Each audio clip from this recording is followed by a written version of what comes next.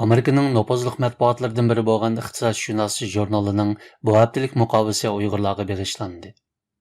Uyg'urlarni qiynash kishilik huquqdagi yer shariviy krizis deb mavzu qo'yilgan bu muqovada yana nurg'ulg'an odamlarning g'oyat zo'r tikanlik simlarga sanjilib qolganligi tasvirlangan bir parcha obrazliq rasm orqali Uyg'urlarning navbatdagi vaziyati obrazliq holda yoritib berilgan.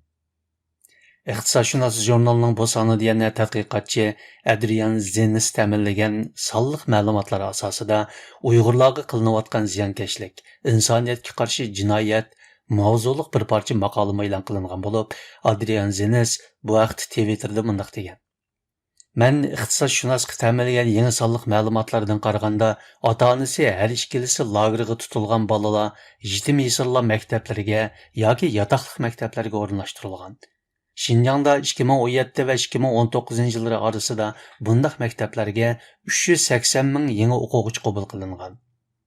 Uyg'ur bolalari yuzlanayotgan bu eg'ir fojia millatning taqdiriga ko'ngil bo'layotgan har bir kishini qattiq qayg'urayotgan bir masala.